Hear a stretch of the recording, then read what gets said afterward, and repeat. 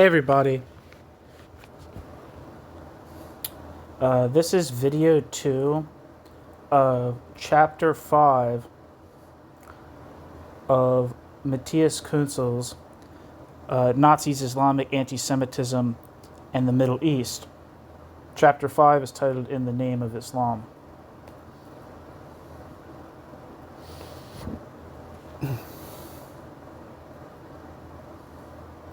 And the first section in this second video is titled How to Combat Islamic Antisemitism. But back to Europe. Where there is little sign of any positive developments within Islam, anti-Semitism researcher Günter Jeckelli interviewed 117 Muslims in London, Paris, and Berlin. In the process, Günter Jeckelli encountered several patterns of anti-Semitism, including conceptions in which fragments of a sometimes rather vaguely Quran-related Jew hatred were combined with cliches of European anti-Semitism. Some excerpts from Jeckelli's interviews are as follows.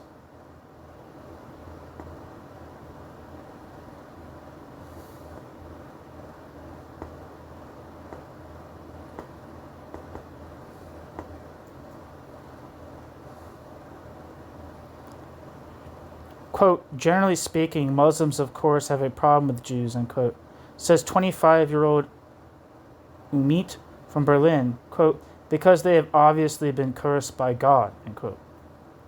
23-year-old Aguntuk from London is more specific, quote, it is written in the Quran and has been shown that now a holy war is coming. The Jews want to kill all the Muslims, end quote. Khalil from Paris, 20, Reform affirms that, quote, in Israel the Jews are waging war on the Muslims, ... So we see that they, the Jews, want to kill all Muslims, end quote.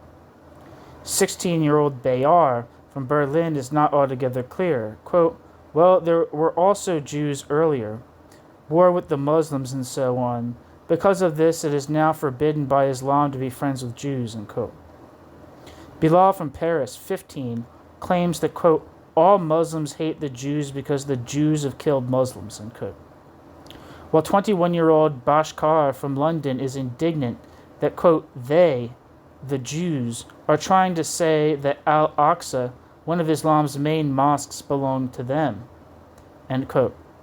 He believes that Jews wish to take over, quote, the whole Middle East, all the main Islamic centers, end quote.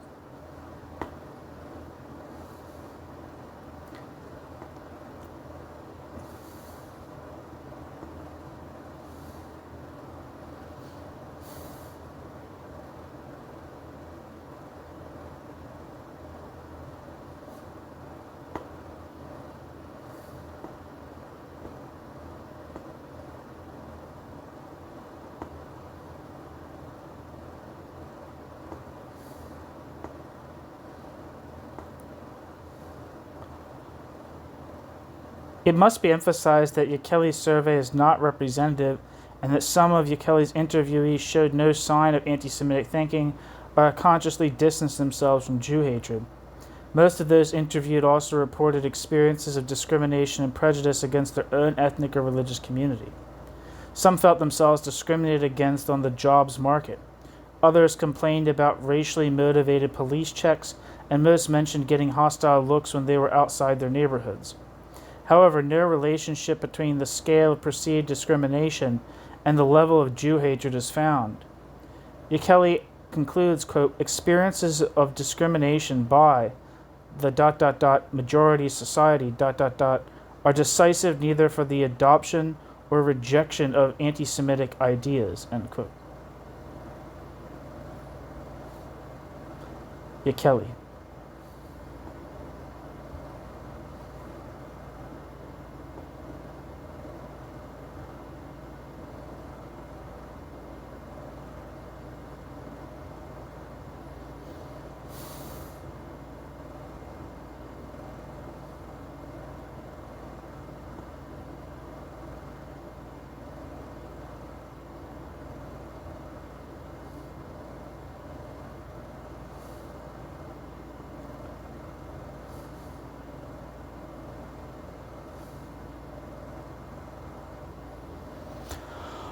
It looks like this book has been translated from Küntzel Kelly. It says, anti-Semitism from Muslims has become a serious issue in Western Europe, although not often acknowledged as such. Looking for insights into the views and rationales of young Muslims toward Jews, Küntzel Kelly and his colleagues interviewed 117 ordinary Muslim men in London, chiefly of South Asian background, Paris, chiefly North African, and Berlin, chiefly Turkish. The researchers sought information about stereotypes of Jews, arguments used to support hostility toward Jews, the role played by the Middle East conflict and Islamist ideology in the perceptions of Jews, the possible sources of anti-Semitic views, and by contrast, what would motivate Muslims to actively oppose anti-Semitism. They also learned how the men perceived discrimination and exclusion, as well as their own national identification. This study is rich in qualitative data that will mark a significant step along the path toward a better understanding of contemporary anti-Semitism in Europe.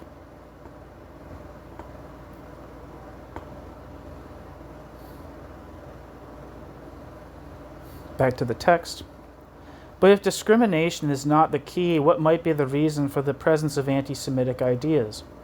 In the search for an answer, I came across a remark by the Jewish art historian Ernst Gombrich,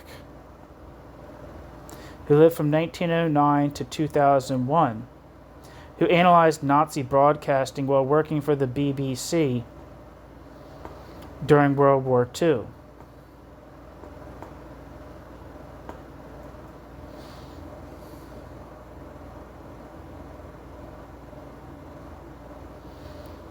Wikipedia says, Sir Ernst Hans Josef Gombrich lived from 1909 to 2001 and was an Austrian-born art historian who, after settling in England in 1936, became a naturalized British citizen in 1947 and spent most of his working life in the United Kingdom.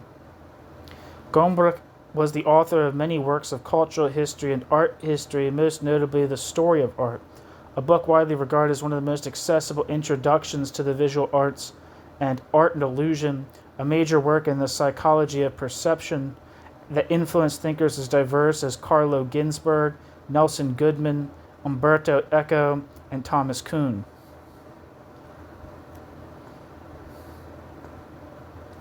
Back to the text. Ernst Gombrich wondered why Nazi propaganda, despite Nazi propaganda's obvious absurdity, was still effective. His answer makes a point that is still relevant today. Quote, what is characteristic of Nazi propaganda is less the lie than the imposition of a paranoid pattern on world events. ... Paranoia ... is the pathological magnification of a reaction to which we are unfortunately only too prone, because it is rooted in the given contrast between me and them. It is they who thwart me and do me down. Every frustration may produce such irrational reactions in all of us. If we can also laugh at our fantasies, this is due, I believe, to our knowledge that others would laugh at us. But remove this safeguard, forbidding the expression of doubt in the paranoid myth, and it becomes self-confirming. Once you are entrapped in this illusionary universe, it will become reality. When you have been caught in this truly vicious circle, there is really no escape. End quote. Footnote. See Ernst Gombrich, Myth and Reality in German Wartime Broadcasts. Published in 1970.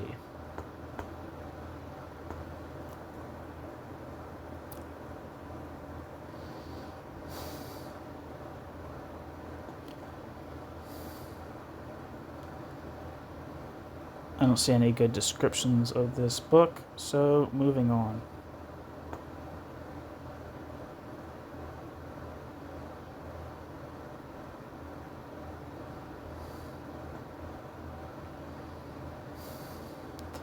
Ernst Gombrich is talking here about the paranoid framework of the Third Reich's Jewish policy.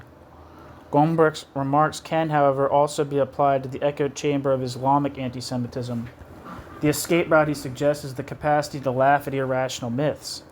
If there are people ready to openly mock ridiculous claims such as that Jews wish to destroy them, the anti-Semitic cause is in the long run doomed to failure.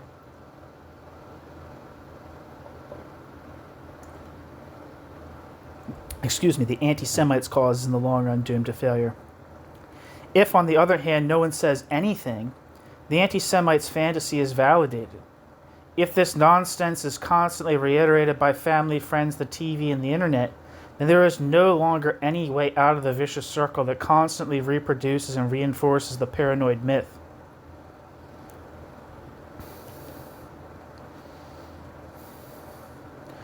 It is a cogent argument.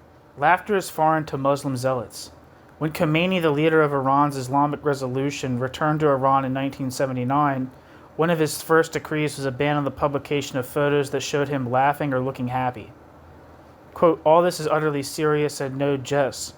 For those who are fighters do not jest, end quote, asserts Article 19 of the Hamas Charter.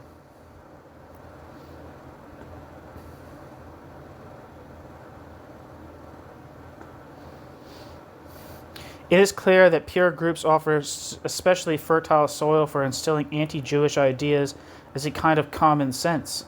Such ideas have, quote, an especially strong influence among friends, end quote, says Ukeli.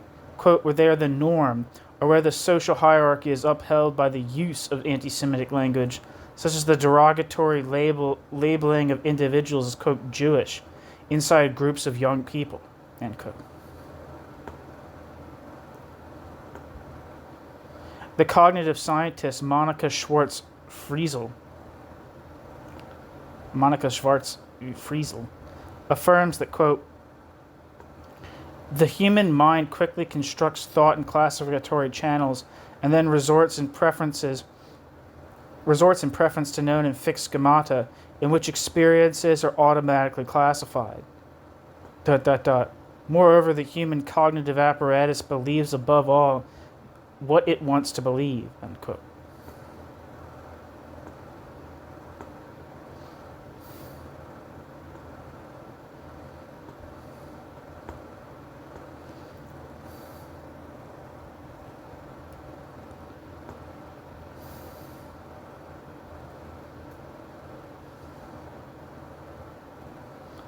Wikipedia says Monica Schwartz-Friesel, born 1961 in Bensberg, is a German cognitive scientist, professor at Technische Universität Berlin, and one of Europe's most distinguished anti-Semitism researchers, according to Mark Neugrushel from the newspaper The Times of Israel. Monica Schwartz-Friesel is often interviewed by media outlets like Haaretz, Der Standard, Der Tagesspiegel on her research on current forms of anti-Semitism, which often take place on the internet.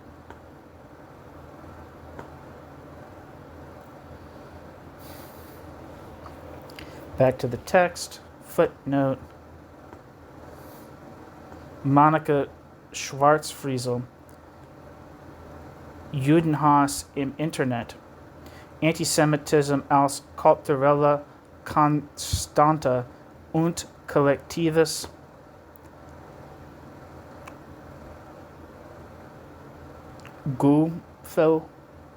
Gefühl, I don't know.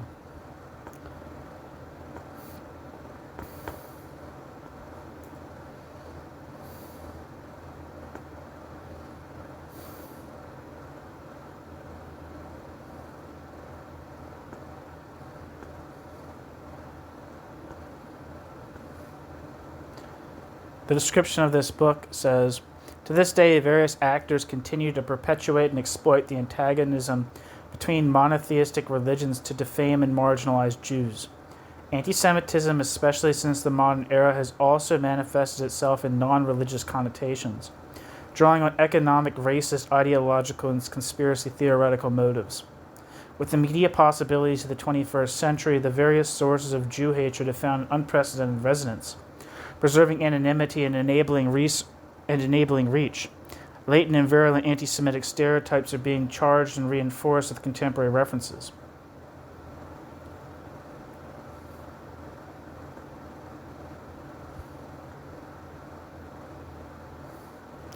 Back to the text. Certain factors foster fixed anti-Semitic schemata. Among them are segregation, essentialism, and lack of democracy. Segregation. Islamic anti-Semitism thrives above all where European Muslims live in parallel societies. So long as people stay among their own kind in mosques, neighborhoods, social circles, and linguistic communities where conservative interpretations of Islam dominate, the chances of, quote, doubt about the paranoid myth, end quote, are even slimmer than otherwise. One of the reasons for this ghetto building is the feeling of being excluded, discriminated against, and perceived as, quote, other by the majority society. At the same time, the segregation of Muslims and the prevention of their integration is a deliberate policy goal of the Muslim Brotherhood and other conservative Islamic organizations.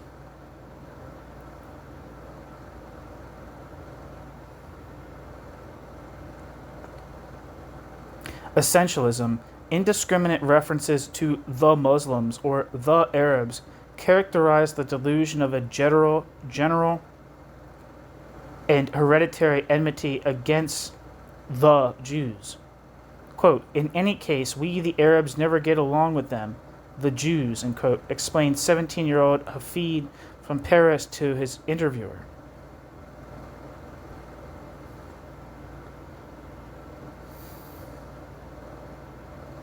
But who are the, quote, Arabs or the, quote, Muslims? That they do not and cannot exist was once again made clear in June 2019.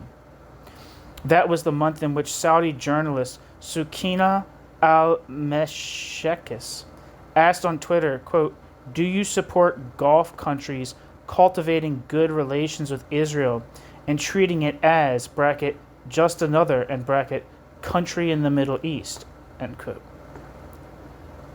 Of the 5,300 answers, 33% were positive, 47% negative, and 20% neutral.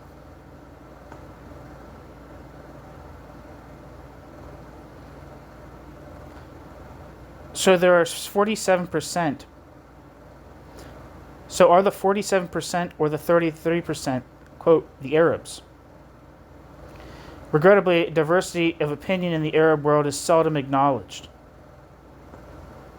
While the media are keen to report on the manifold views of Jews in relation to Israel, they present, quote, the Arab world as a single anti-Israeli bloc. This is a distortion of reality that fosters essentialization and is too exclusive.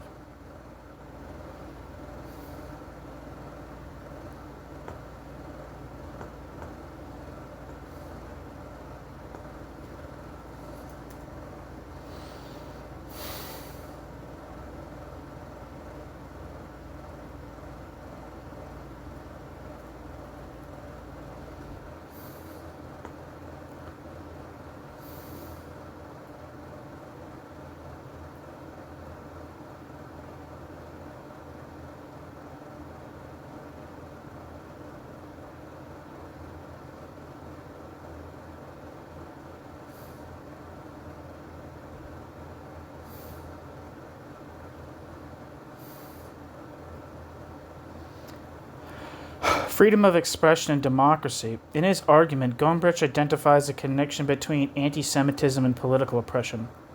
So in a country like the USA, where freedom of expression is politically and culturally secured, jokes are made about Donald Trump. This is not only to do with the character of Trump, but also and above all to do with the fact that it is allowed. For this very reason, mass anti-Semitism is less of a chance in the USA. In, for example, Turkey, the situation is different. Anyone who lets drop a critical word about President Recep Tayyip Erdogan has one foot in jail. Where freedom of expression is curtailed, the capacity for self-awareness that Gombrich calls for is eliminated. Europe is a special case. Here, freedom of expression is unrestricted when it comes to criticism of government actions. When it comes to Islam, however, it is a different matter. In January 2015, Islamists killed 5 prominent cartoonists and almost the entire editorial team of the magazine Charlie Hebdo in Paris. In so doing, they destroyed a group of courageous people who formed a kind of vanguard of freedom of expression for Europe. This attack on the freedom to laugh and to think has practical effects. Thus, in Germany, Muslims who want to reform Islam can publish books. However, they are unable to go out in public without police protection. This restriction of freedom of movement and so also expression applies, for example, to Seyran Ates, founder of the liberal Ibn Rushd Goethe Mosque in Berlin. We heard about her in a previous video. She's a liberal Muslim.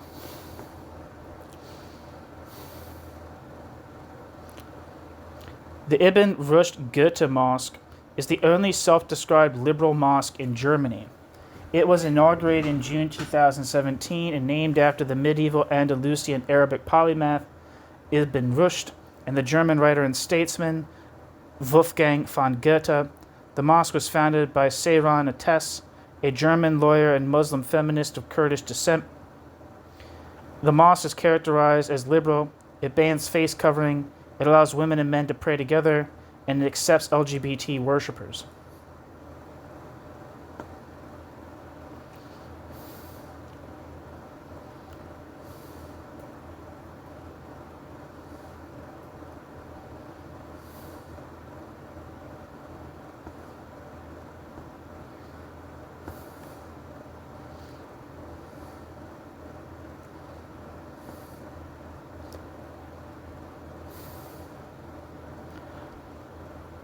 Back to the text. Other cases are those of Ahmed Abdel Samad and Ahmad Mansour, two advocates of modern Islam.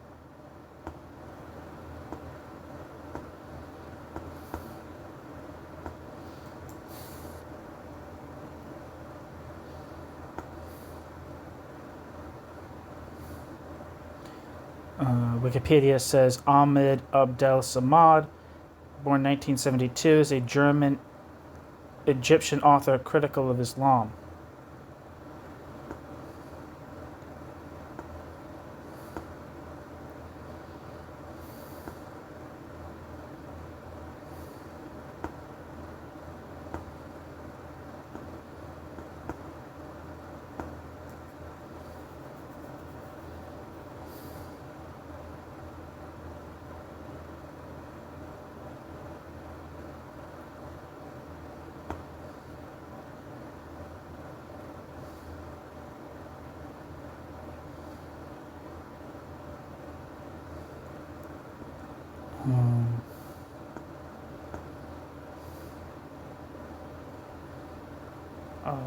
Muhannad Khurshida, professor at the University of Munster. I'm trying to look these people up, but it's kind of hard to. Other cases are those of Hamed Abdel Samad and Ahmad Mansour, two advocates of modern Islam. Muhannad Khurshida, professor at the University of Munster's Center for Islamic Theology, and Freiburg race-based researcher Islam Abdel Hakim Urgi.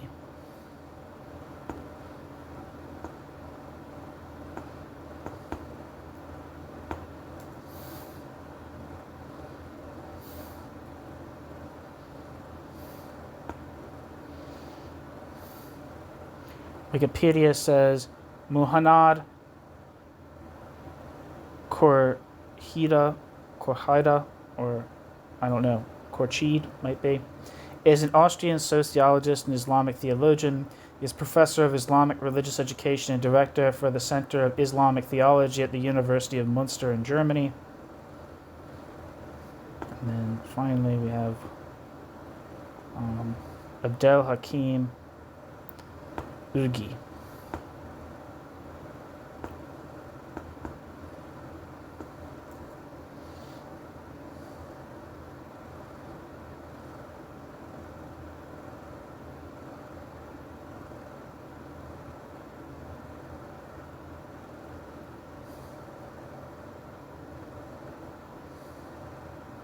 Not really finding a good. Wait, hold on. This one in Germany.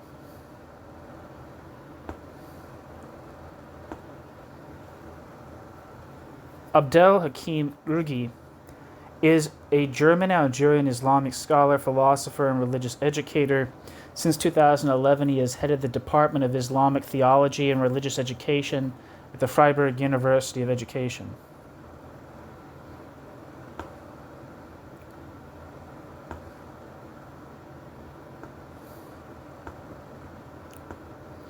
Back to the text.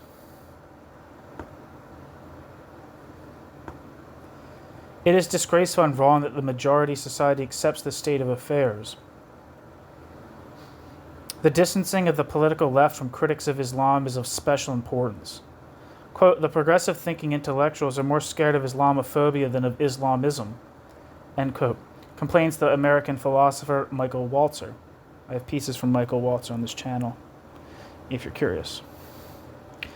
As long as calls for the murder of liberal Muslims are accepted without demur and not punished with anything remotely like the severity meted out to those engaging in similar incitement against politicians, the struggle against Islamic antisemitism, which in the last analysis can only be waged by Muslims, is undermined. In particular, liberal dissidents in the Arab world, where their lives are in constant danger, need greater protection and attention. TV journalist Samuel Schermbeck has identified 60 cases of freedom seekers who have, quote, been killed by the Islamic State or murdered by religious fanatics because they quote, caused dissension or, quote, weakened the faith.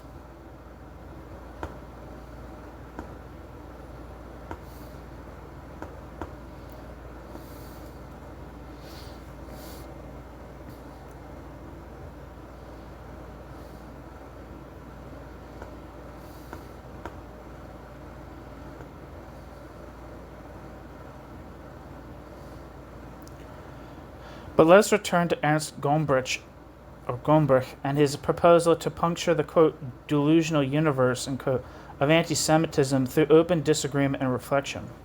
One can relate this imperative to both the microcosm of education and the macrocosm of official foreign policy. Let us look first at the situation in the schools and focus on the use of the word, quote, Jew as an insult. When a teacher overhears this insult and does not react, the pupils will, quote, feel more or less compelled to accept anti-Semitic language or feel themselves excluded, since calling someone a, quote, Jew has the group dynamic function of exclusion, end quote.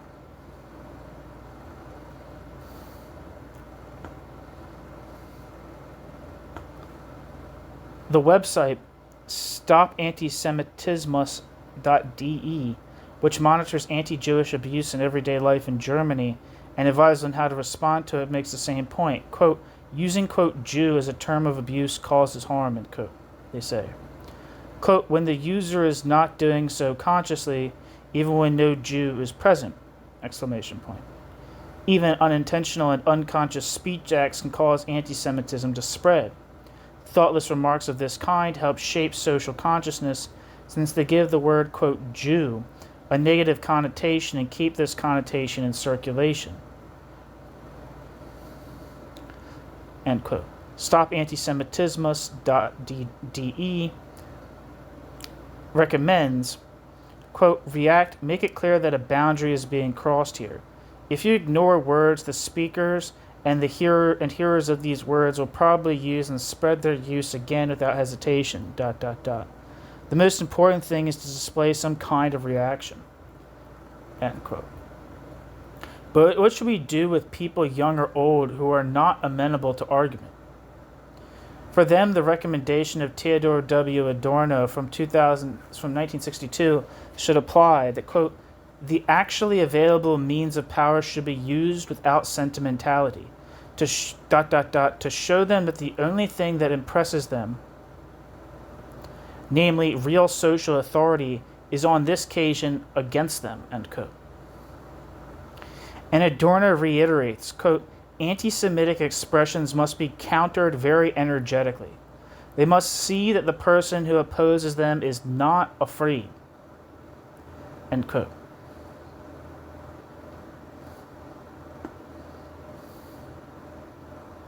Adorno. This too ought to be a guiding principle in schools, universities, and other educational institutions, Regardless of whether we are dealing with pupils of Muslims of non-Muslim of Muslim or non-Muslim background, educators who are not in a position to implement it must be upheld.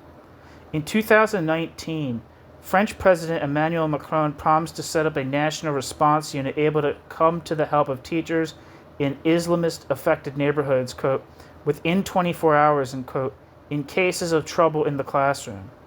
Quote, all head teachers have been instructed to report, quote, even the slightest problem, end quote, and not sweep anything under the rug. Quote, the school must once again play its full role as the bulwark against prejudice and hate, end quote, Macron declared, end quote.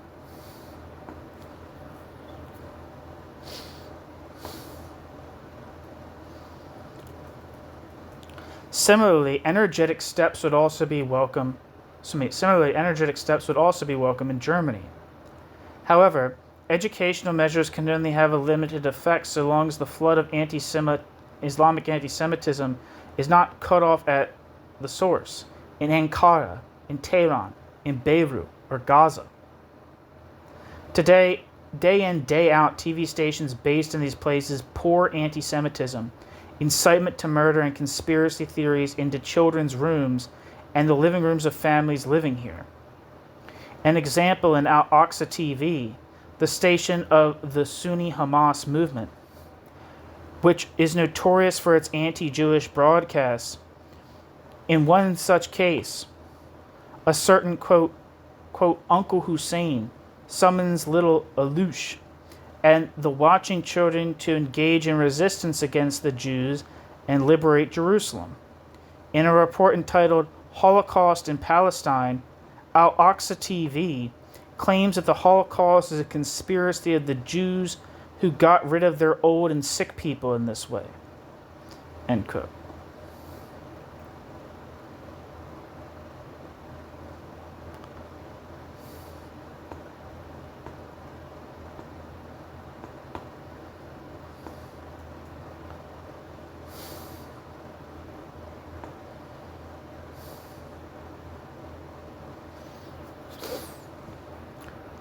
Wikipedia says Al-Aqsa TV is a television channel run by Hamas, which is based in the Gaza Strip. Its programs include news and propaganda promoting Hamas, children's shows, and religiously inspired entertainment. It is currently directed by Fatih Hamad, who is a member of the Palestinian Legislative Council and Interior Minister of the Gaza Strip. The channel is named after Al-Aqsa in Jerusalem.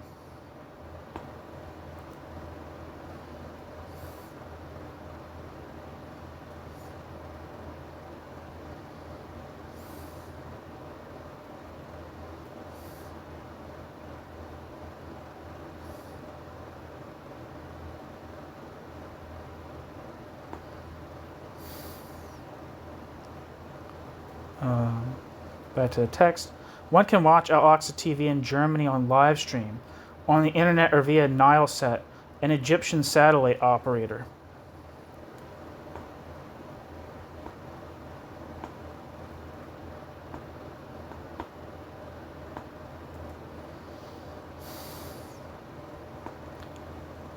Wikipedia says Nilesat, or Egyptian Satellites Co. SAE, or Nilesat, Nilesat is a company name for a series of Egyptian communication satellites.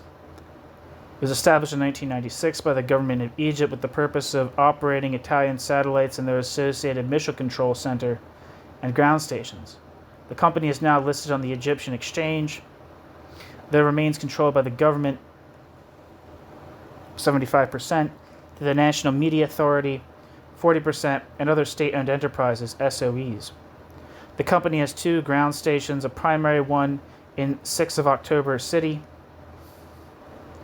and a secondary ground station in Alexandria.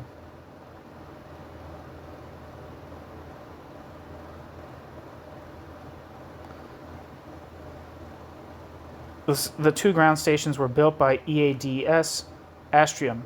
Nilesat operates multiple geosynchronous communication satellites, all of which are stationed at 7 degrees west. Nilesat includes, as of the 17th of April 2022, 191 video channels, most of which are free to air.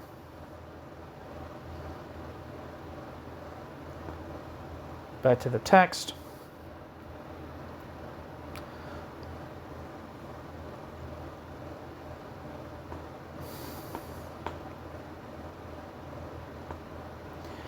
No less influential is the Shiite Hezbollah movement's Al-Manar TV, which, according to the German government, quote, presents cleverly edited propaganda inciting hatred against those of Jewish faith and the state of Israel, unquote, which is, quote, consumed by many Muslim immigrants in the Federal Republic of Germany, end quote.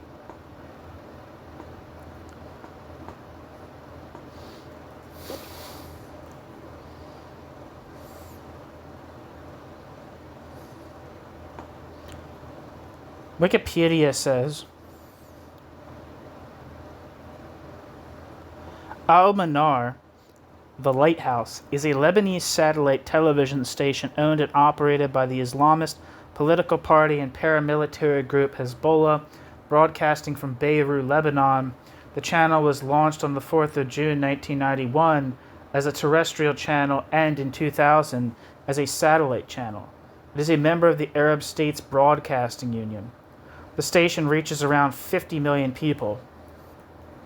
The station is considered one of Hezbollah's most important propaganda tools, with the Danish Institute for International Studies describing it as, quote, the very centerpiece of the entire Hezbollah media apparatus, end quote. It is banned in the United States, France, Spain, and Germany, and has run into some service and license problems outside of Lebanon, making it unavailable in Netherlands, Canada, and Australia. According to the Rand Corporation in 2017, quote, Al-Manar has an annual budget of roughly $15 million, much of it supplied by wealthy expatriate Lebanese donors, and various Iranian community organizations, and income from the sale of its shows, end quote.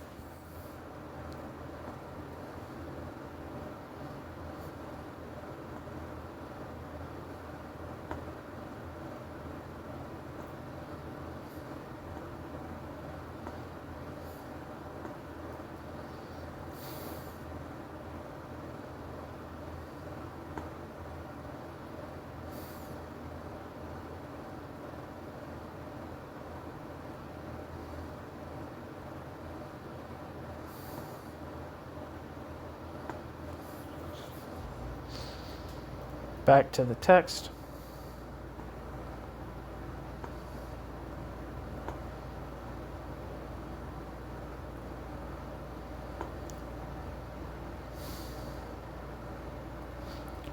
In 2004, Al-Manar was banned by France's highest administrative court and removed from the French satellite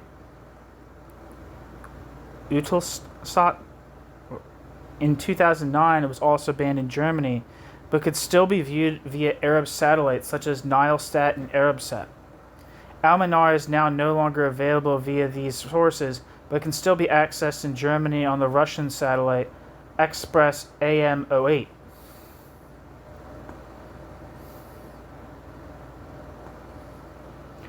Al-Manar and Al-Aqsa perpetuate the, quote, paranoid framework through which every world event is interpreted, end quote, referred to by Gombrich. However, neither statistical information about nor a counter-strategy to the use of these stations in Germany exists. Who can stop Russia from broadcasting Al-Manar? Such matters can only be dealt with at the level of governments, which have the necessary instruments of pressure at their disposal. In this respect, the struggle against Islamic antisemitism has a specific foreign policy dimension.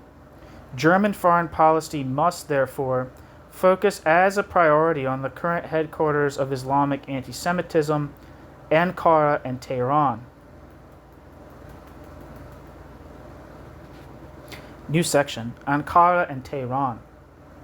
Only inadvertently did we learn in August 2016 about how the German government assesses the situation in Turkey under Recep Tayyip Erdogan. Quote, Turkey declared the Federal Interior Ministry in reply to a parliamentary question from the Left Party, quote, has developed into an operating platform for Islamist groups in the Middle East, end quote. Erdogan and his ruling party, Adalet ve Kalkınma Partisi, the AKP, show, quote, an ideological affinity with the Muslim Brotherhood, end quote, which finds expression in, quote, many statements of solidarity and acts of support, end quote, for the Egyptian Muslim Brotherhood and Hamas. These statements, the truth of which no one doubts, are based on an assessment carried out by the Federal German Intelligence Service. They carry weight.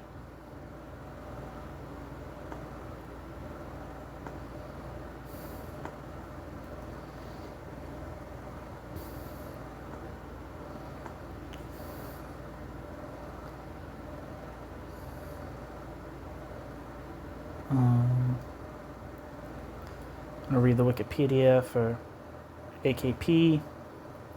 The Justice and Development Party, the AKP,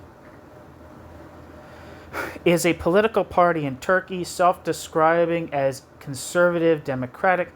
It has been the ruling party of Turkey since 2002. Third-party sources often refer to the party as national conservative, social conservative, right-wing populist, and as espousing neo-Ottomanism. The party is generally regarded as being right-wing on the political spectrum, although some sources have described it as far-right since 2011. It is currently the largest party in the Grand National Assembly, with 273 MPs, ahead of the main opposition Social Democratic Republican People's Party. Recep Tayyip Erdogan has been chairman of the AK Party since the 2017 Party Congress. The AK Party is the largest party in the Grand National Assembly, the Turkish legislature, with 268 out of 600 seats, having won 35.6% of votes in the 2003 Turkish parliamentary election. It forms the People's Alliance with the far-right Nationalist Movement Party. The current parliamentary leader of the AK Party is Abdullah Güler. Founded in 2001 by members of a number of parties such as FP, MHP, ANAP, and DYP, the party has a strong base of support among people from the right-wing tradition of Turkey. The party positioned itself as pro-liberal market economy, supporting Turkish membership in the European Union. Orange is the party's main color. Other colors include white for the logo, blue for the flag, and orange, white, blue, red for the corporate design. The AKP is the only party in Turkey with a significant presence in all provinces of Turkey. Since the beginning of Turkey's multi-party democracy in 1946, the AK Party is the only party to win 7 consecutive parliamentary elections. The AK Party has headed the national government since 2002 under Abdullah Gül, 2002 to 2003, Recep Tayyip Erdogan, 2003 to 2014, Ahmet Davutoglu, 2014 to 2016, Binali Yildirim, 2016 to 2018, and Recep Tayyip Erdogan, 2018 to present. The AK Party's rule has been marked with increasing authoritarianism, expansionism, censorship, and banning of other political parties and dissent. The party was an observer in the European People's Party between 2005 and 2013. After not being granted full membership in the European People's Party, the party became a member of the Alliance of Conservatives and Reformists in Europe, ACRE, from 2013 to 2018. The AK Party has dominated Turkish politics since 2002, is the 6th largest political party in the world by membership and the biggest in the world outside of India, China, and the United States.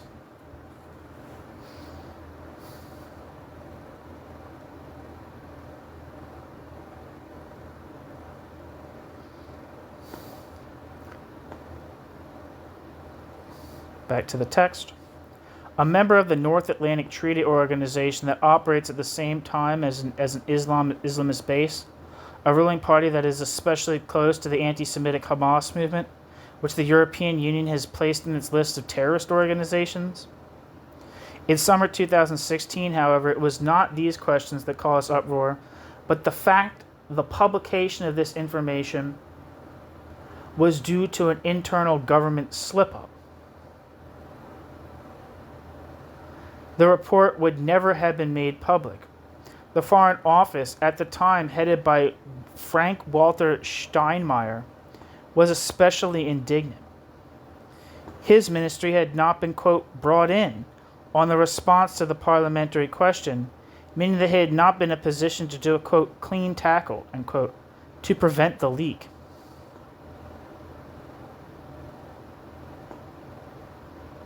The really important question of what conclusions should be drawn from the assessment remained unasked.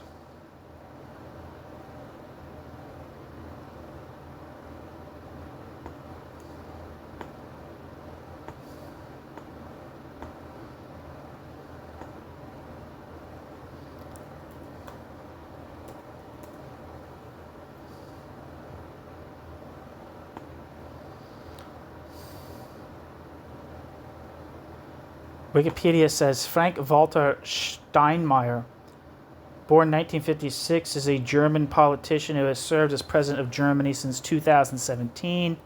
He was previously federal minister for foreign affairs from 2005 to 2009 and again from 2013 to 2017, as well as vice chancellor of Germany from 2007 to 2009.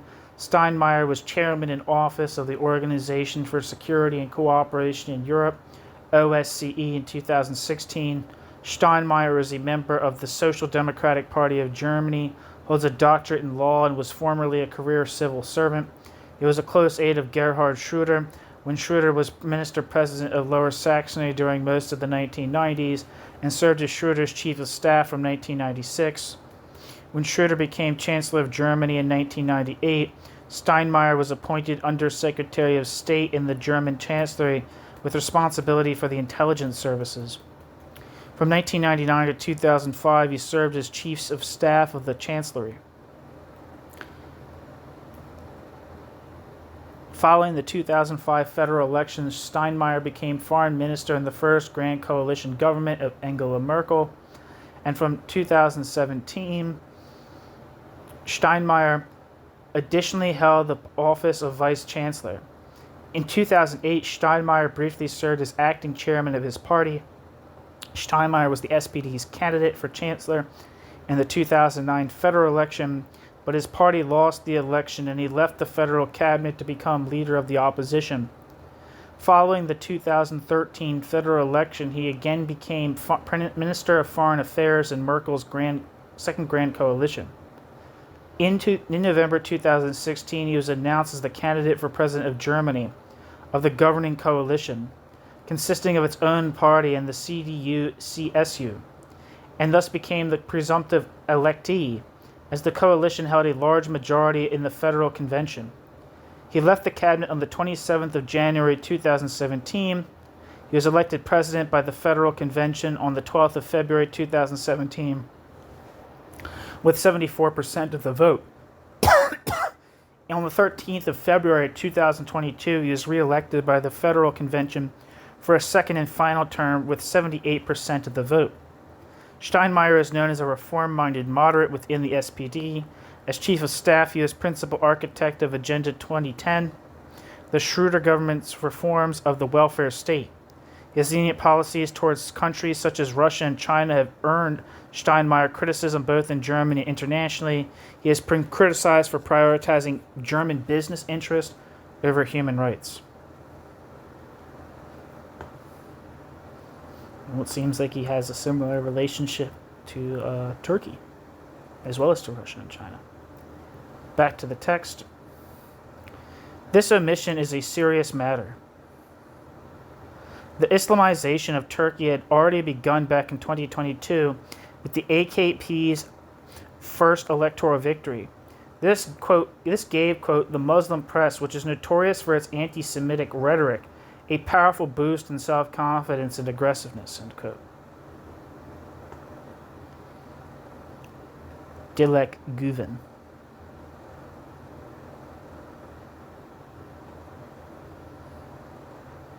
Since the Jew hatred has grown ever stronger in Turkey, a survey, conducted in 2004 by the American Pew Research Center revealed that 49% of the Turkish population held negative views about Jews.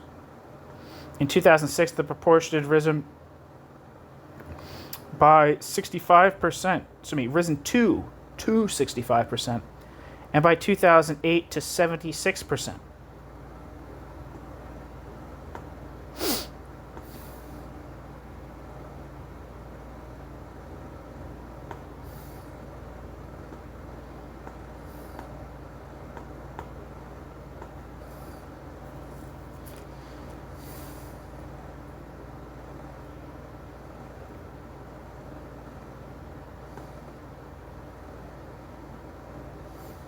Wikipedia says the Pew Research Center, also simply known as Pew, is a nonpartisan American think tank based in Washington, D.C.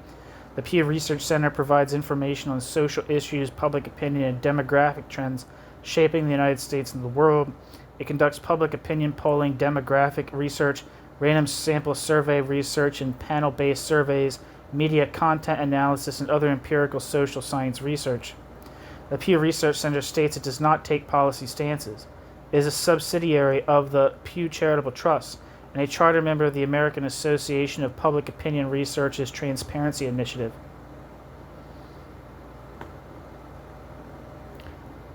Back to the text.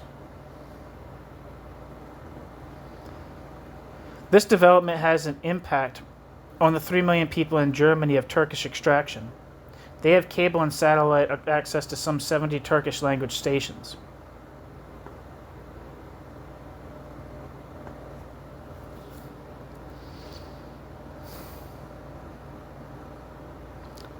The new Turkish anti-Semitism is also conveyed via the internet, by newspapers and books, and by lurid films such as Valley of the Wolf, Palestine.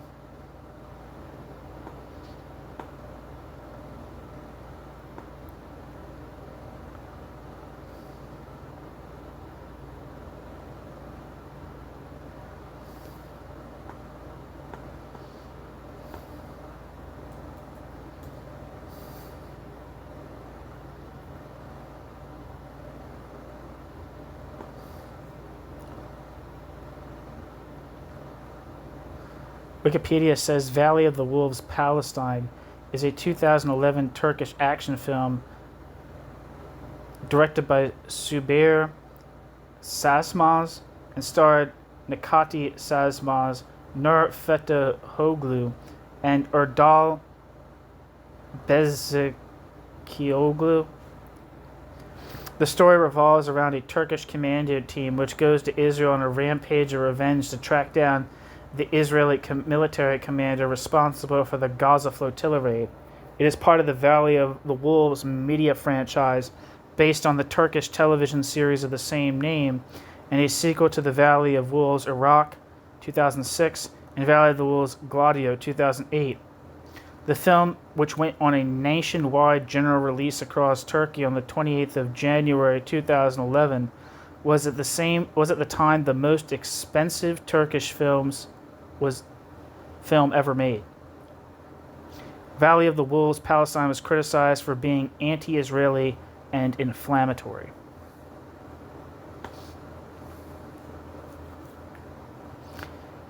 Back to the text.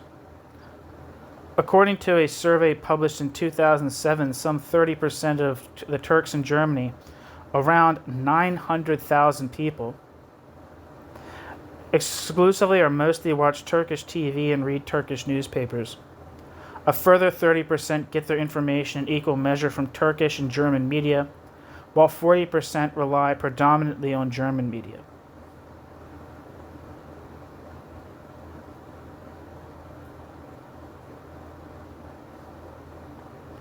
Footnote: see Corinne Brettfeld and Peter Wetzel's Muslima in Deutschland.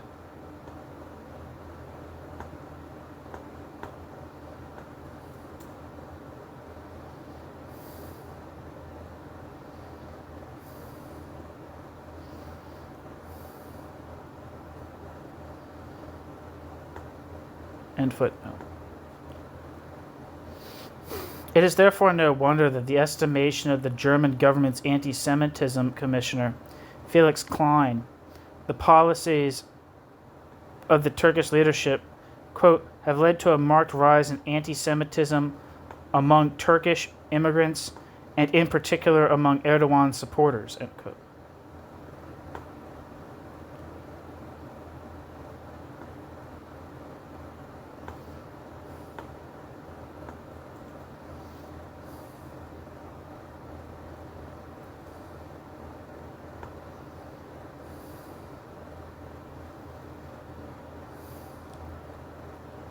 Footnote. Felix Klein, born 1968 as a German government official who has served as the Commissioner for Combating Anti-Semitism since 2018. Felix Klein earned a Master of Public International from London School of Economics and a doctorate from the University of St. Gallen. In early 2020, Klein called for the cancellation of a keynote address by Cameroonian historian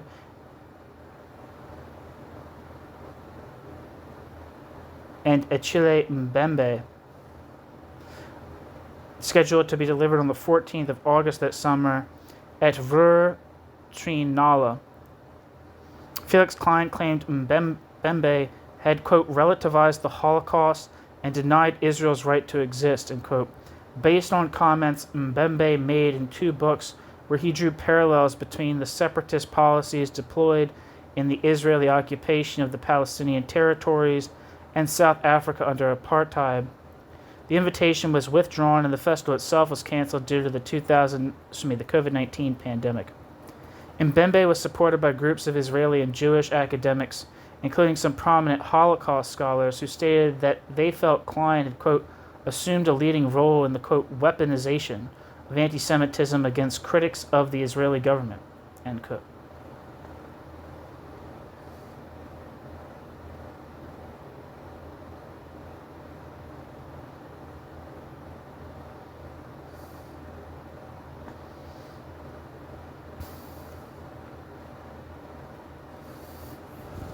Criticizing a government and calling for it not to exist are two different things. Criticizing the actions of the government and saying a state shouldn't exist are two different things. In 2024, the Conference of European Rabbis awarded Federal Commissioner Klein the Moshe Rosen Prize for his work. In March 2025, he expressed support for the Trump Gaza plan, calling it fundamentally positive and adding, quote, I don't think it's wrong to think radically and in a completely new way, end quote. In response to the Federal Ministry of the Interior stated that these were Klein's personal views, not the official position of the German government. Holocaust researcher Irma Bartov stated that, quote, if Klein is backing forcible displacement, he loses all moral authority, end quote. And, quote, he should have been fired long ago, end quote. Israeli anti-occupation activist Yehuda Shaw said that Klein's support for the plan was, quote, a disgrace for all victims of anti-Semitism, end quote.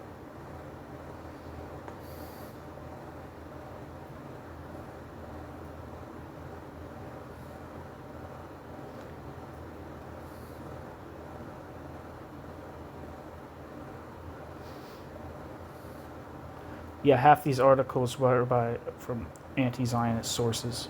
So, Plus 972 and Jacobin.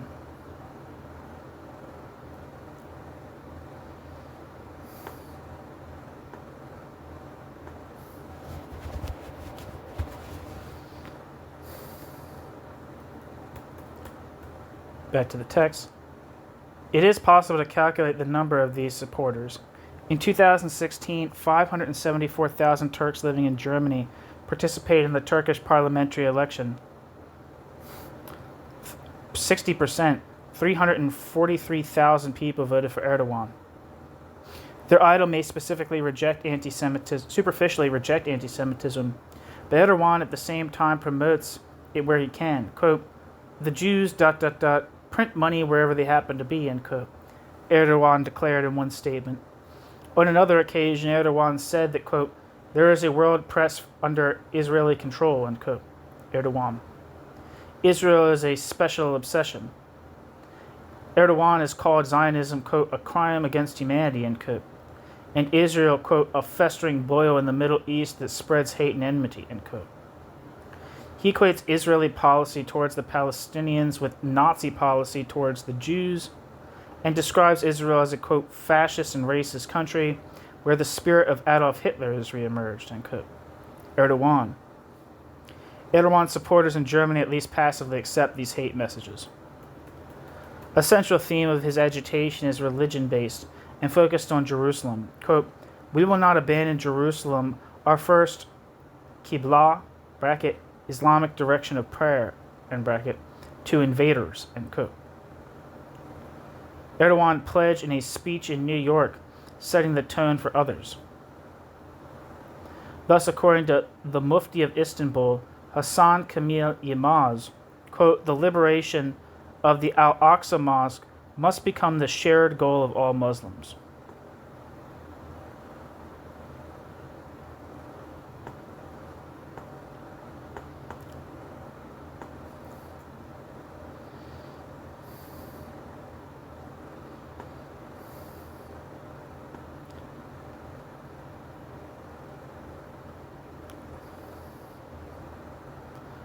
Ali Erbas, president of Turkey's religious authority, Diyanet, was not far behind. He called on the Islamic Ummah to end the, quote, barbaric occupation, end quote, of Jerusalem.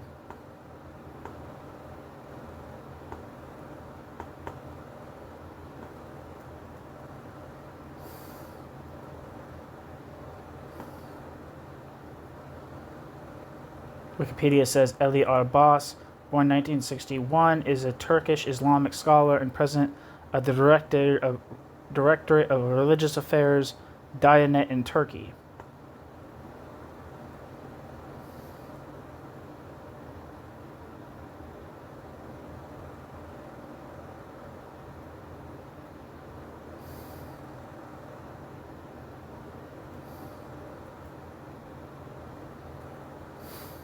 Wikipedia also says Diyanet, or the Presidency of Religious Affairs in Turkey, is a state institution established in 1924 by the founding president of the Republic of Turkey, Mustafa Kemal Ataturk. Initially created to manage religious duties which was previously overseen by the abolished chiefdom of the Islamic/Muslim community, Sheikh al-Islam, before the establishment of the Republic during the Ottoman Empire era, it gained a formal recognition under Article 136 of the Turkish Constitution. The President of Religious Affairs effectively serves as the Grand Mufti of Turkey. This role is supported by a 16-member council elected from among clerics and university theology faculty. As specified by law, the duties of Diyanet are, quote, to administer the affairs related to faith and worship of the religion of Islam, end quote. The Diyanet drafts a weekly sermon delivered at the nation's 85,000 mosques and more than 2,000 mosques abroad that function under the directorate. It provides Quranic education for children and trains and employs all of Turkey's imams, who are considered civil servants. Starting from 2006, the Diyanet was fortified. By 2015, the Diyanet's budget had increased fourfold, and staff doubled to nearly 150,000. Diyanet's 2019 budget has been estimated at £1.7 billion, euros,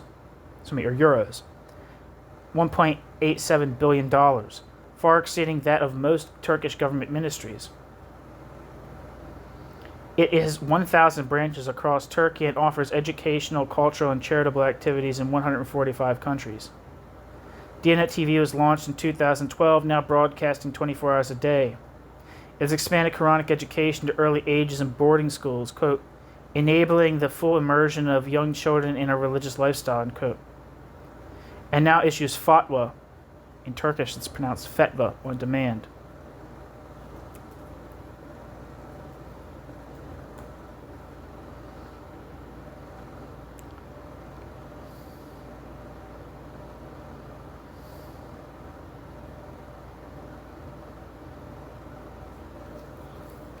And some of the things, according to Wikipedia at least, says The Diyanet began issuing fatwas on request sometime after 2011, and the number has been, quote, rising rapidly, end quote. Among the activities the Diyanet found forbidden, haram, in Islam over a 1-year period ending in late 2015 were, quote, feeding dogs at home, celebrating the Western New Year, lotteries, and tattoos, end quote.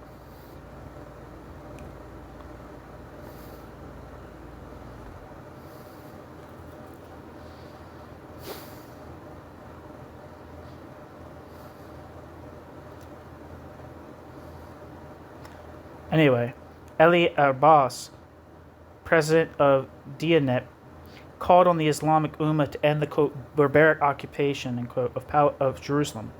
Quote, one seeks in vain in his, bracket, Abbas's, and bracket, statements, as in the whole Islam is seen for any recognition that Jerusalem might have something to do with Jewish history, end quote. Writes Joseph Kroitoru, or Yosef Kroitoru, in the Frankfurter Allgemeine Zeitung.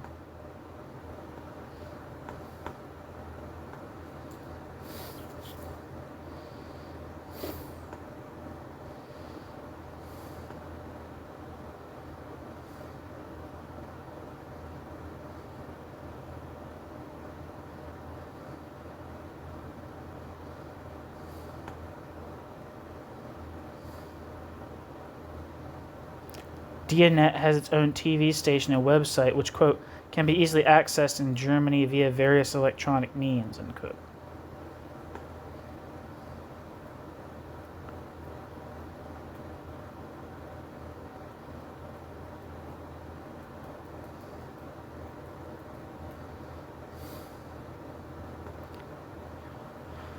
Of particular significance is the fact that the, quote, ideological affinity, end quote, between the AKP and the Muslim Brotherhood seems to be growing over into a kind of symbiosis. Thus, in June 2019, one day after the sudden death of Mohamed Morsi, mourning ceremonies took place throughout Turkey.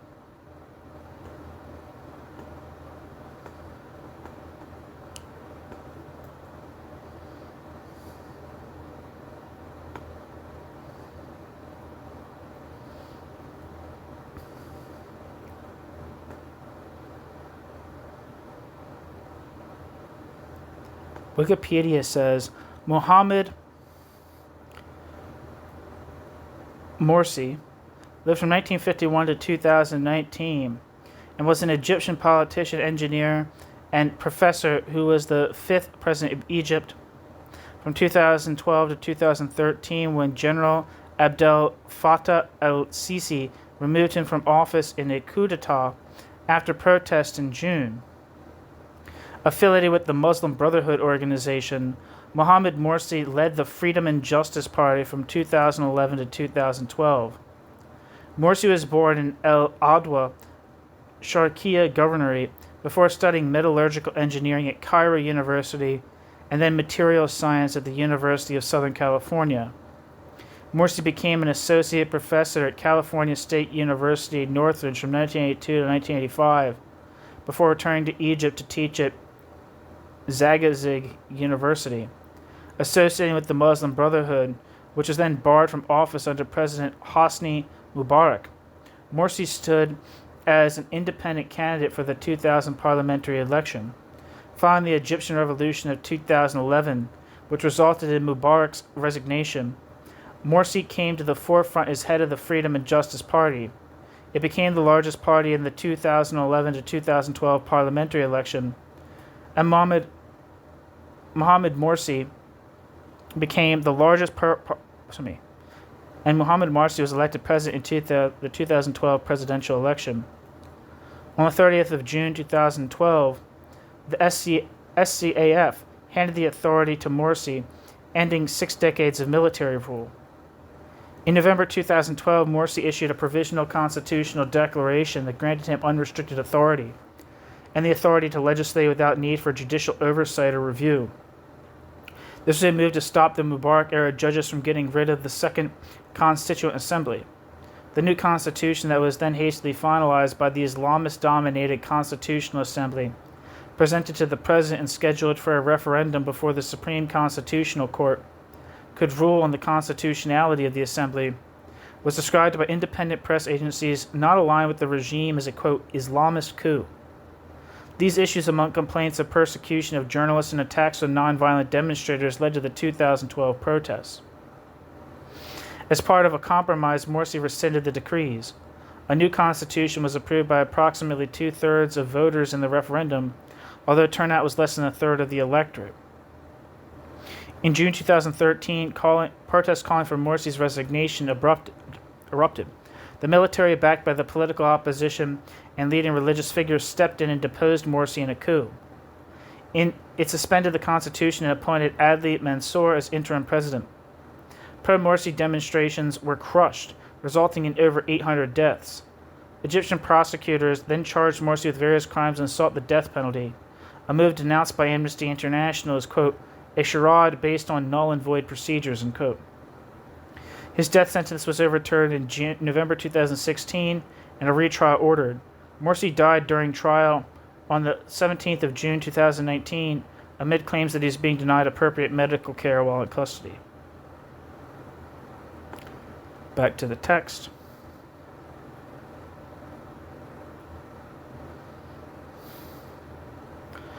Mohamed Morsi had been a leading member of the Brotherhood and president of Egypt between June 2012 and July 2013. At these events, during which both Erdogan and Diyanet President Ali Abbas made speeches, the crown chanted not only the well-known battle cry of Islamic antisemitism, Khaybar, Khaybar, Muhammad's army will soon return, but also, and to my knowledge for the first time, the founding manifesto of the Egyptian Muslim Brotherhood, quote, Allah is our goal, the Prophet our model, the Quran our constitution, the jihad our path, and death for the sake of Allah the loftiest of our wishes, end quote. The fact that Diyanet covered the events on its YouTube channel underlines the significance of this step.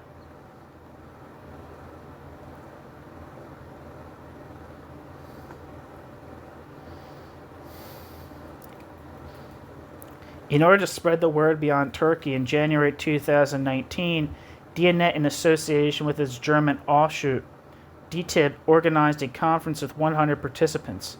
The event took place at the Central Mosque in Cologne with several Muslim Brotherhood representatives in attendance. This, quote, second meeting of the European Muslims, end quote, only made public in DTIB after it was all over,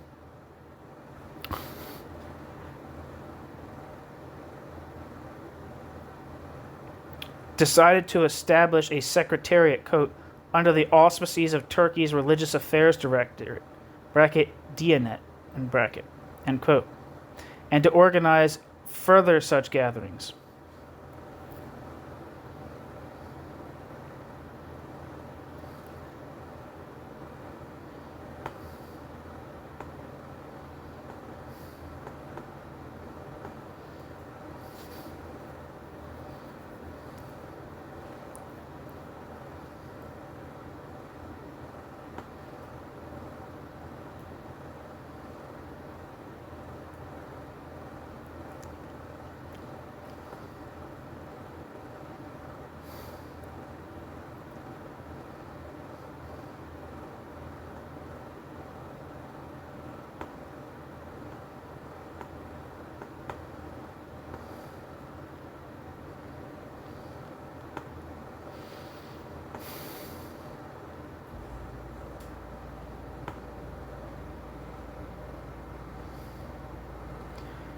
DTIB, or the Turkish Islamic Union for Religious Affairs, is one of the largest Islamic organizations in Germany, founded in 1984 as a branch of the Presidency of Religious Affairs in Ankara.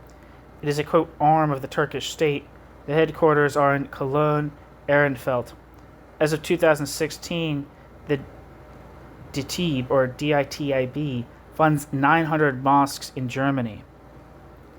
The imams and the religious teachers, officially classified as civil servants of the Turkish state, are trained in Ankara and sent to Germany from Turkey.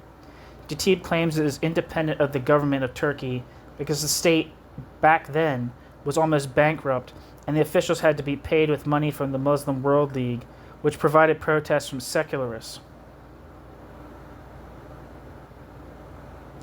The fixation on Turkey and the Turkish language proved to be a handicap because other Islamic organizations use German language in public. The usage of German was seen by many to be more dialogue-friendly. Homepages of local DİTİB chapters have featured anti-Christian, anti-Semitic, and anti-Western hate speech.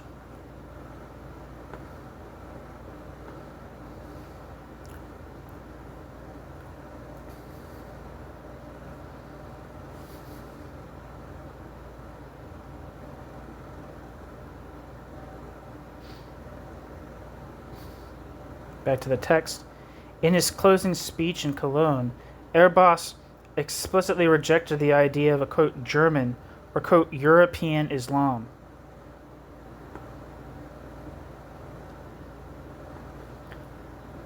Instead, Erbas advocated a shift towards a Muslim Brotherhood-style Islamism. This shift runs counter to the integration of Muslims and throws open the doors for Islamic antisemitism, would apply to the 900 religious mosques in the DİTİB network, the largest in Germany. The DİTİB is controlled by the Turkish religious authority, Diyanet, which supports the Erdogan government and has sent almost 2,000 preachers to other countries, half of them to Germany.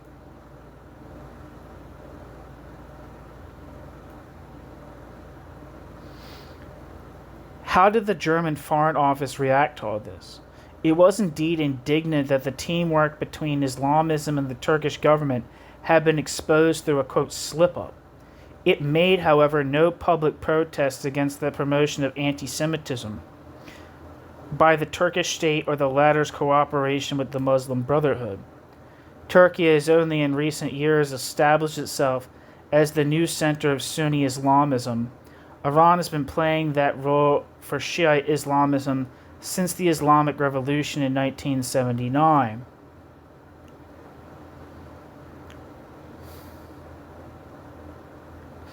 Turkey has been only in recent years, established itself as the new center of Sunni Islamism.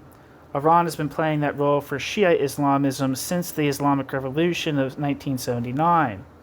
As we have seen, even in the 1960s, that revolution's leader, Ayatollah Khomeini, had based his anti-Semitism on religious arguments. Footnote: I address only certain aspects of Islamic anti-Semitism in Iran here. More comprehensive analyses of the topic can be found on my homepage or in my book, Germany and Iran, From the Aryan Axis to the Nuclear Threshold.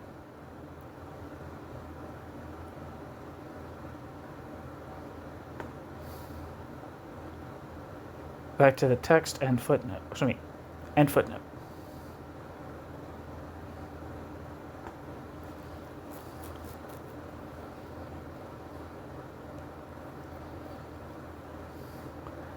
Ayatollah Khomeini, quote, Islamized the Arab-Israeli conflict, describing the Jewish state as the, quote, seed of corruption, whose destructive impulses threaten the whole Islamic world every day, end quote.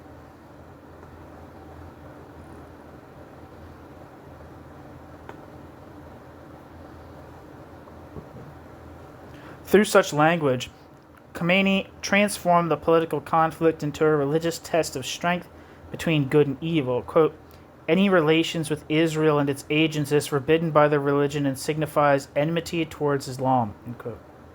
Khomeini.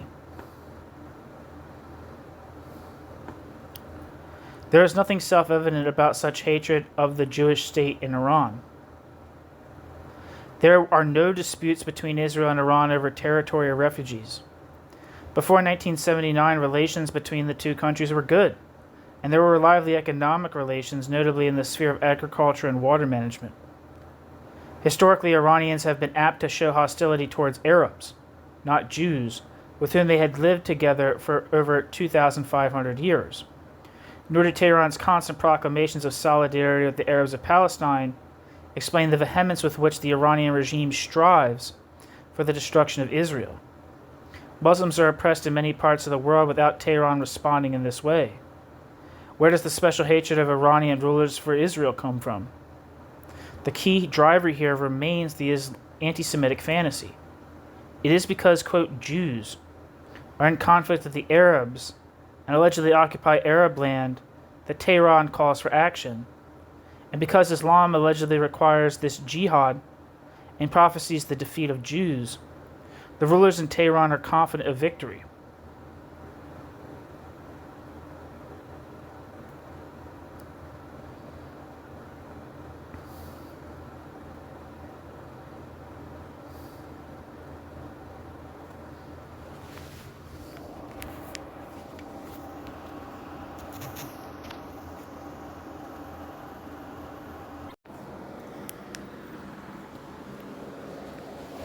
The current supreme guide and Khomeini's successor, Ali Khamenei, maintains the former's approach. In his statements regarding Palestine, Khamenei inflates the significance of this small country immeasurably in order to underline what for him is really at stake. Quote, today the issue of Palestine is the most fundamental issue of the world of Islam, end quote. He has declared, quote, the war over Palestine is a war over the existence of Islam. End quote. Khamenei has declared, quote, the war over Palestine is a war over the existence of Islam, end quote. Quote, the fate of the world of Islam and the fate of all Islamic countries depend on the fate of Palestine, end quote. We're dealing once more with a, quote, paranoid framework, end quote, at which no one is laughing.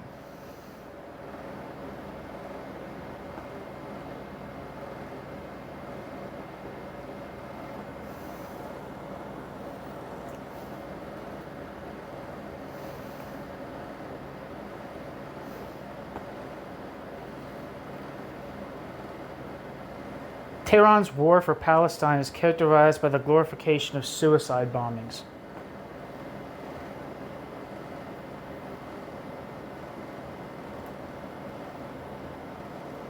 Footnote. On the Shiite Iranian origins of suicide murder attacks, see Matthias Küntzel's article, Die Menschheit muss selbst Mordattentate Echten. Published 2016. And footnote, quote, we did not join the Revolutionary Guards in order to stay alive. We have come here to sacrifice our lives and to be torn to pieces so that our religion remains, end quote. Declares Ali Shirazi, Khamenei's representative to the Quds brigades.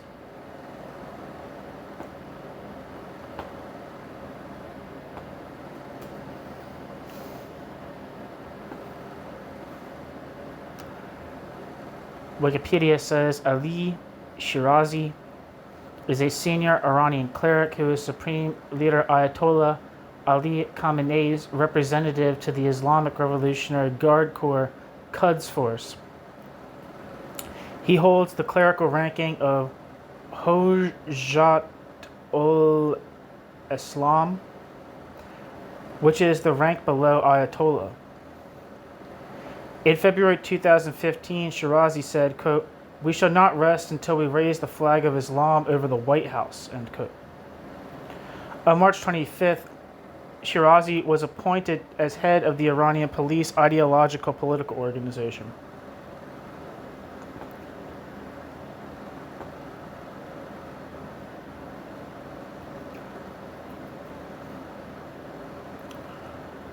Back to the text.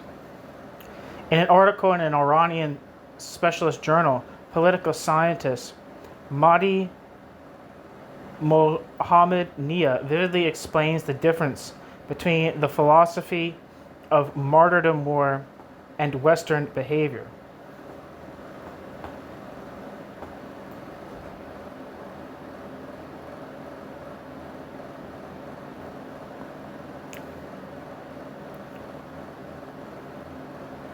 Quote, according to the Holy Quran, a martyr has a guaranteed place in paradise. Martyrdom seekers and jihadists are not afraid of death at all in a battle or front. The fear factor is a serious dilemma in mundane and materialistic societies in which life is defined solely within the boundaries of the physical existence. They regard the happiness and well-being within the short span of life on earth. This culture is completely opposite to the culture of martyrdom. In this context, defeat is not necessarily equated with failure. This emphasis on continuing the struggle against oppression and injustice as an Islamic duty, rather than on achieving, quote, victory, is seen as producing a high tolerance of pain in Iran. The cult of martyrdom, inherent in Shiism, specifically, the honor accorded those who give their life to defend the faith, may give Iran certain practical military advantages, end quote. Mahdi Mohammed Nia.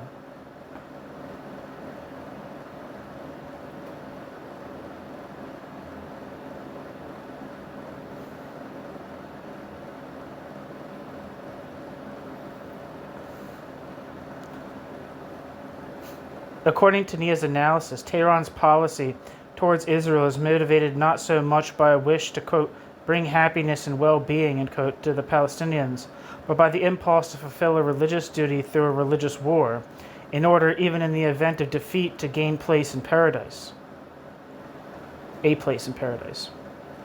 It is no accident that to this day Ali Khamenei continues to rely on religion in order to torpedo Arab attempts at a rapprochement with Israel. Quote, normalizing relations with Israel breaks with the Quran and Islamic faith, end quote. Khamenei stated in April 2019. Quote, the Quran says, quote, be stern with the disbelievers, end quote. Some Muslims forget that, end quote.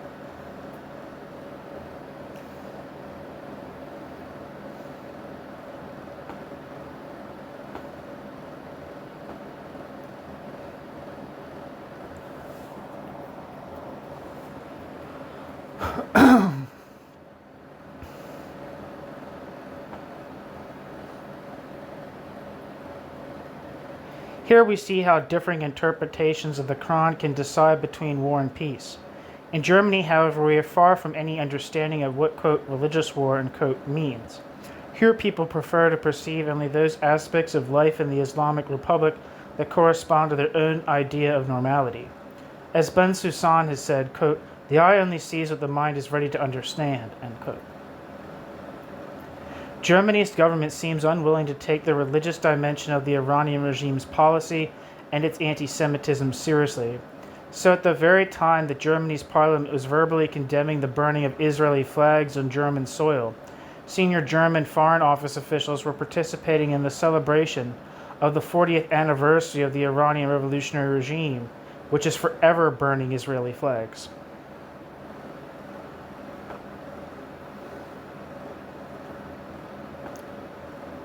The Bundestag may have committed itself in words to, quote, fighting anti-Semitism in all its forms, end quote, and, quote, decisively oppose the BDS movement, end quote. But this has changed nothing when it comes to German pride in relations with a Tehran that not only boycotts Israel but desires to destroy it. Quote, let us work together to further strengthen our good relations, end quote, said the German ambassador in Tehran at the same time as the Bundestag resolution was being adopted.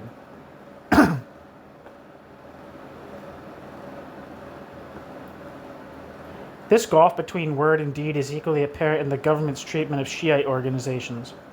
Berlin may have noted that the Iranian regime's constitution, quote, makes the worldwide, quote, export of the Iranian Revolution, and so the Islamization of other countries on the Iranian model a goal of state policy, end quote. But the insight has remained without consequences. Just as Erdogan uses DT to assert his influence over the majority of Germany's Sunni Muslims, Khamenei uses the Islamische Zentrum in Hamburg to promote his influence over Germany's Shiites.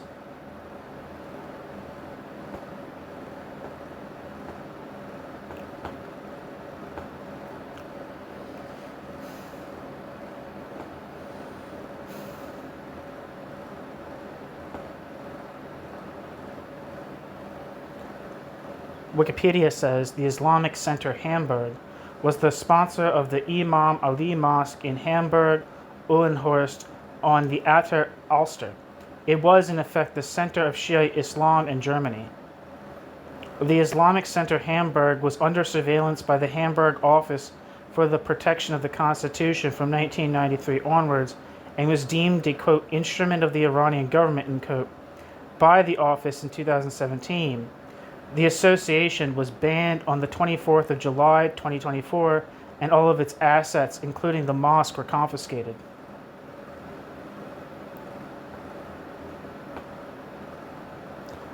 Back to the text. The financing of the Islamische Zentrum in Hamburg is assured by Khomeini's office, Beit a Rabari, which has a staff of thousands.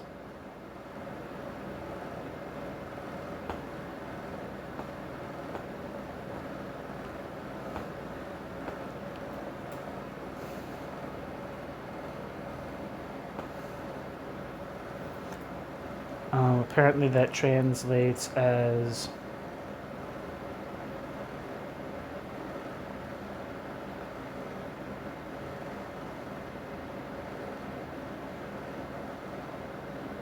I'm not sure, actually. Moving on. According to the German government, along with the Iranian embassy in Berlin, the IZH is, quote, the Islamic Republic's most important agency in Germany and one of its most important propaganda centers in Europe. With the aid of the IZH, the regime of the Islamic Republic of Iran attempts to influence Shiites of various nationalities and disseminate in Europe the basic social, political, and religious values of the Islamic Revolution. End quote.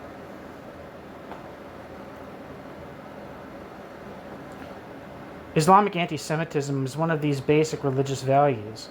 Thus, the IZH has published a translation of a speech by Ali Khamenei in which he calls on the Islamic world to, quote, focus all our energy on the confrontation with the conspiracies of the Zionist regime and the acts it has committed against Holy Quds, Jerusalem, and the Al-Aqsa Mosque, end quote.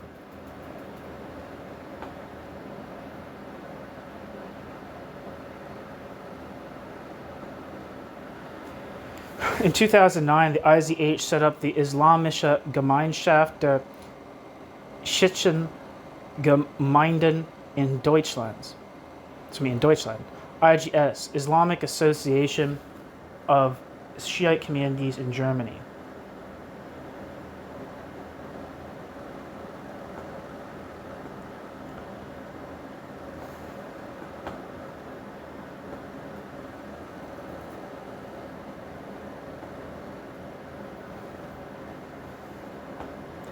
According to Wikipedia, the Islamic Community of Shiite Communities in Germany is an umbrella organization of over 150 Shiite mosque communities founded in Hamburg in 2009.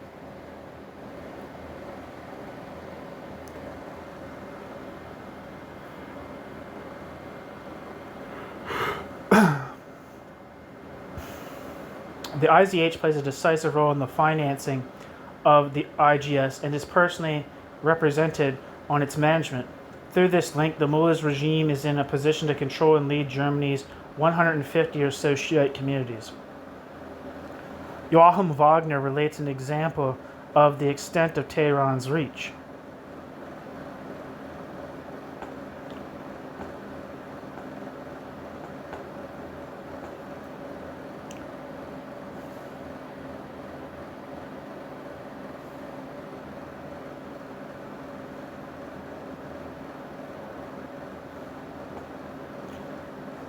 A roundtable was set up in Berlin's Neukölln district to discuss the matter of the Ramadan fast in Berlin's schools of 3 Shiite mosque communities.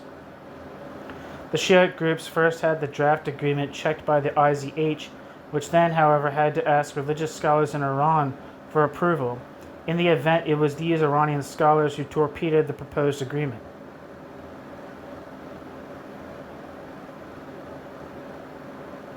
Despite the fact that the IGS is controlled by Iran, Between 2016 and 2019, the federal government provided with hundreds of thousands of euros in subsidies.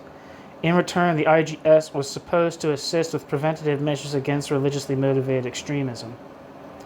Here, to put it mildly, the fox had been set to guard the henhouse.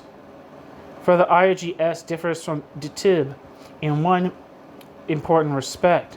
According to government information, quote, there are real indications that some of the IGS branches have links with the IZH and or the Islamist/terrorist Hezbollah organization, end quote.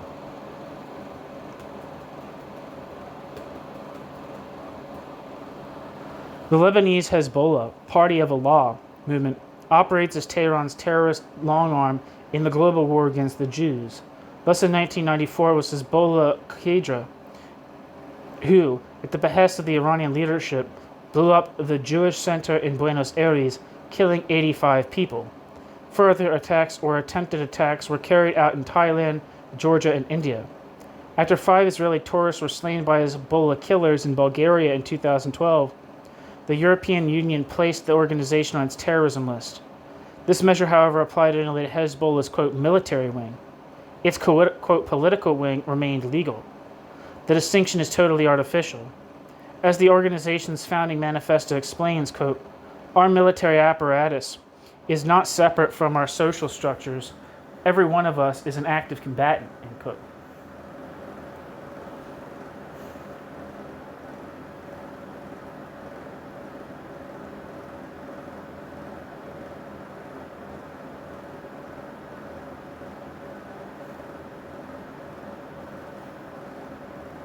Of these, quote, active combatants, end quote, 950 lived in Germany in 2017.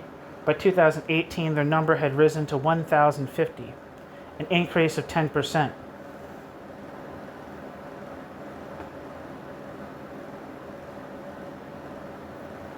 Hezbollah uses Germany as a base for retreat, recuperation, and recruitment. Here, they have access to funds raised through collections or derived from organized crime, recruit to their organization, and maintain active service-ready units. According to the German Internal Security Service, some 30 mosques and cultural centers serve as meeting points for local Hezbollah supporters.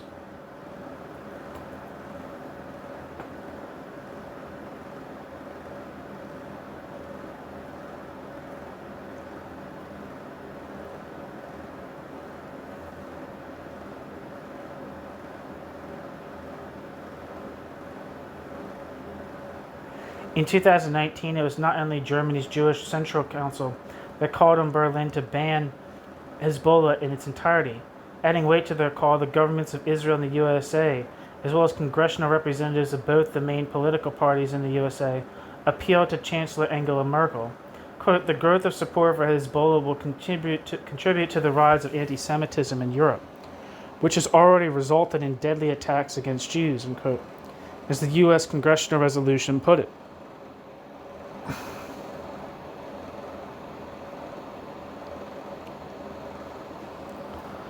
However, although not all of the Arab League states, but also the USA, Canada, the Netherlands, and Britain had by now designated Hezbollah as a whole as terrorist, Germany refrained from following suit. The terror group is, quote,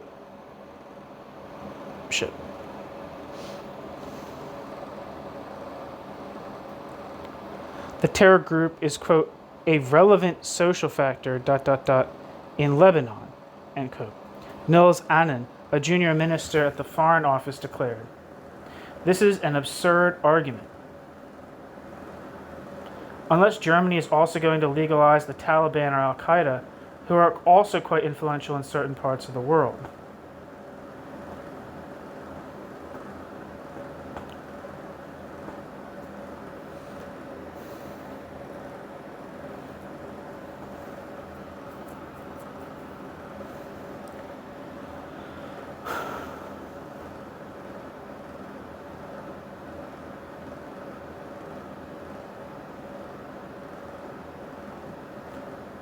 Only in April 2020 did the German government at least partially yield to the pressure by imposing a, quote, ban on activity, end quote, on Hezbollah in Germany.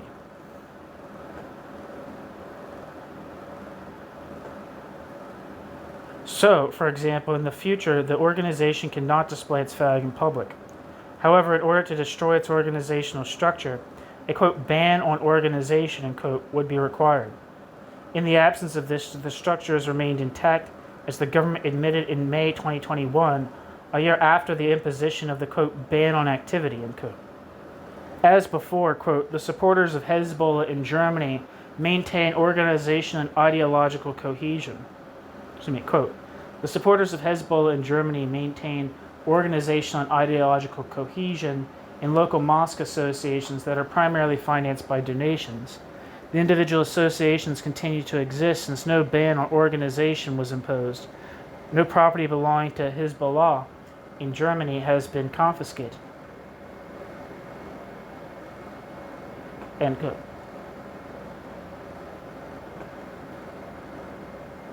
Germany's half-hearted policy towards Hezbollah continues to present a threat to Jews. There's a real danger of Jewish and Israeli organizations and individuals becoming the target of terrorist attacks should there be a confrontation between Hezbollah and Israel or a war between Israel and Iran. In 2019, federal German Supreme Court prosecutors charged 11 Shiites with spying on Israeli and Jewish organizations. Quote, allegedly, bracket, in preparation, end bracket, for attacks on quote, day X, according to sources in the security services. The Revolutionary Guards are preparing to respond to an Israeli attack on Iran's nuclear installations with attacks, sources say, in Germany and worldwide. End quote. All the 11 accused Shiites belong to the Al-Quds Brigade, a special unit of the Iranian regime.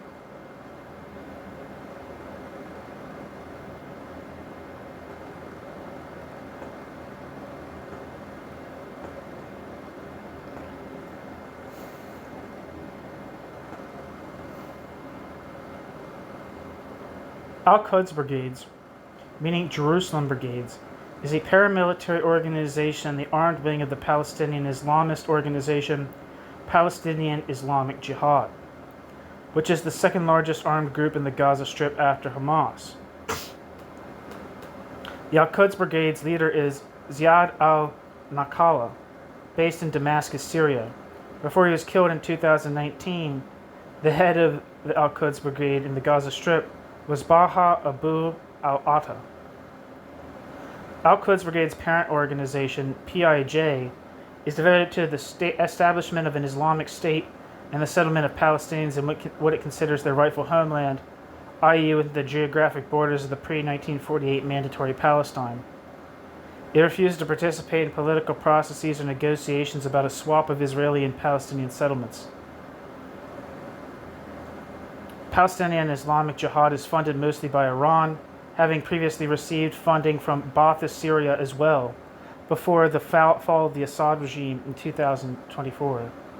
And if you don't know as well that Hezbollah also fought on the side of the Assad regime.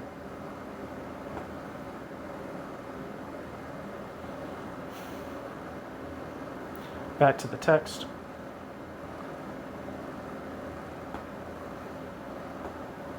In 2017, Berlin's Supreme Court sentenced one of its members, the Pakistani Haider Syed M., to over 4 years in jail.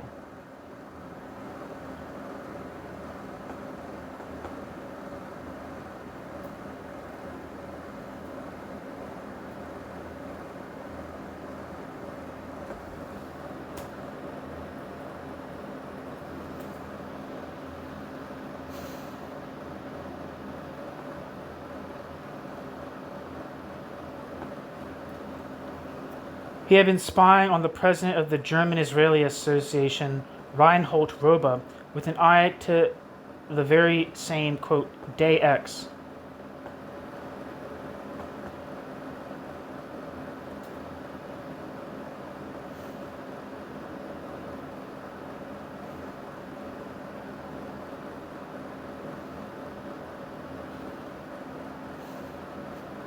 However, the German government wanted to avoid upsetting the Iranian rulers. Quote, we wager on dialogue, end quote, explains Nils Ahnen in 2019, repeating a mantra we have heard for the past 40 years.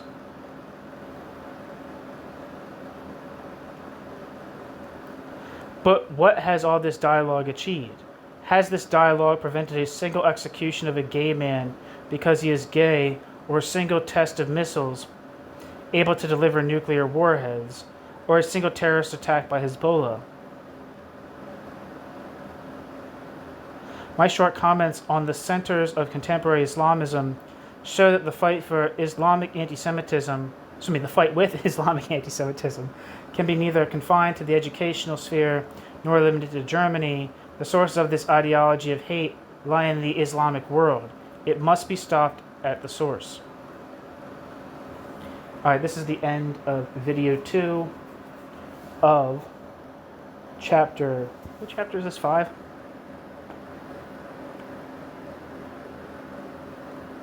One second.